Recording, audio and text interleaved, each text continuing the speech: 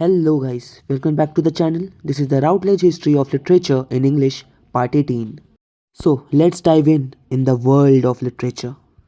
Today we'll be covering novels. So the first question that comes to our mind is which is the first English novel?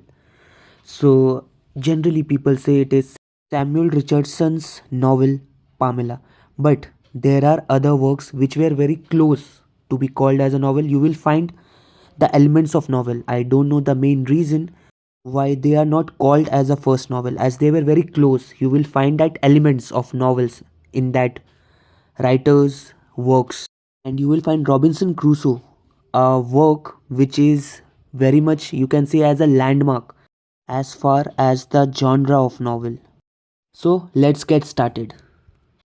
Aphra Behn's exotic work Orunuku uses a tale of a noble African who is carried off to slavery in the English colony of Suriname. And in many works, you will find the concept of slavery and colonization of English people and people from other nations as slaves. Then comes Delsrivier Manley. She wrote The New Atlantis and The Secret History of Goinzara. Then comes Daniel Defoe. He wrote A Journal of the Plague Year. Then he also wrote one of the well-known work Robinson Crusoe. Crusoe is a colonizer who establishes on the island a model of his own society which will continue after the end of the tale. Defoe's best known heroine, Moll Flanders, written in first person narration.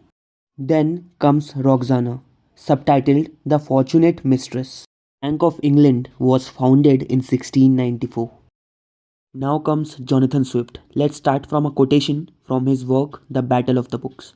Satire is a sort of glass wherein beholders too generally discover everybody's face but their own. Jonathan Swift is a writer who dared to criticize and mock authority figures. Let's talk about Gulliver's Travel, written in 1726, has long been considered a comic fable for children. In fact, it is a severe attack on the political parties of the time and on the pointlessness of religious controversies between different denominations within Christianity. These differences are symbolized in the tiny Lilliputians and the enormous Brobdingnags.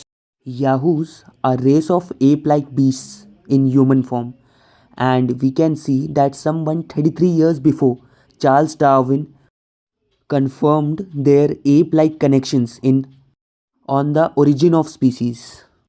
Jonathan Swift also wrote prose pamphlet and modest proposal. In that you can find he has said a young healthy child well nursed is at a year old, a most delicious.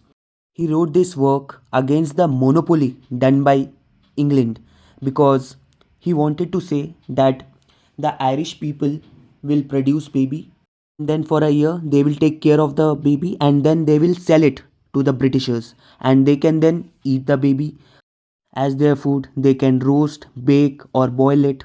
So he wanted to say that how Britishers were doing monopoly and taking control of Ireland.